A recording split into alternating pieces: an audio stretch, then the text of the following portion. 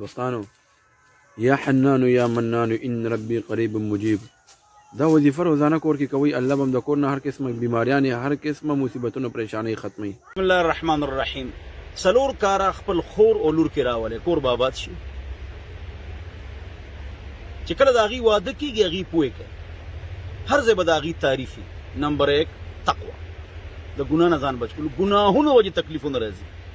د شپې ډرامې فلمونه سار مسکټول امت غیر حاضر دي. برکت کور کې نه کیږي تنخواه وړو کې چین رشیا کې پیسې هم ډېری دي او تعلیم هم زیات دي. خودکشي په کې ولې ډېری دین وزره نشته. امریکا یورپ هر غټ خار کې شل پاگل خاني ولې تعلیم وزره نشته. د دین اسلام باندې چلیږي نو خودکشي زیات دي. هر غټ خار کې شل پاگل خاني ولې دینی تعلیم وزره نشته، دین وزره نشته، نو خودکشي هم پکې زیات دي. د ګناهونو وجه تکلیفونه راځي. دویم خاموشي. جواب خاوند او خواخله مور کوي سخرله چپ بیا چې دغه موډ خې پوهه کې چې اصل خبره دا و جواب مور کوي. دریم خدمت تو د کور خیال نه ساتي، د خاوند د بچو د خاوند د کور صفائی بیا به جګړه جوړي.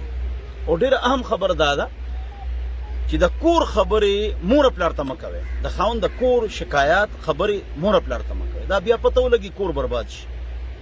نو کدی سرورو خبرو باندې تاسو عمل وکړو بھابي او انګور او خزه هغه تاسو لاس نه وتی دي هغه خبر هم نه مني تاسو. کدا موتورول ویډیو په بلې طریقې سره کیرا هغه اور یو دیندار شنو بیا خبره ده.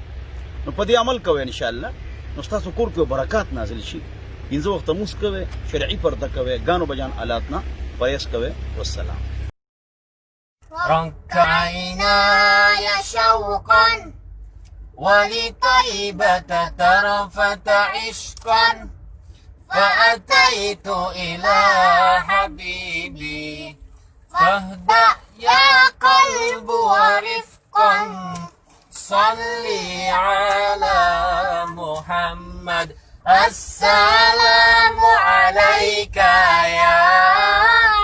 يا رسول الله. السلام عليك يا حبيبي يا نبي الله. السلام عليك يا رسول الله.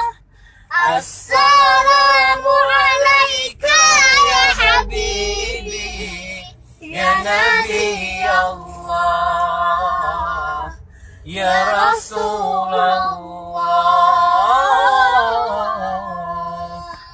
قلب بالحق تعلق وبغاره تعلق يبكي يسعد خالقه فأتاه الوحي فأشرق.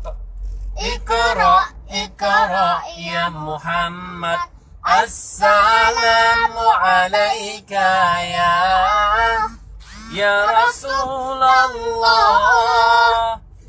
السلام عليك يا حبيبي يا نبي الله. السلام عليك يا رسول الله.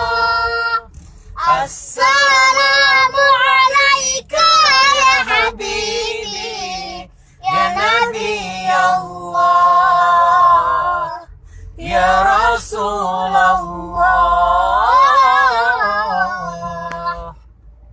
يا طيبة جئتك صبا لرسول الله محبا بالروضة سكنت روحي وجوار الهادي محمد.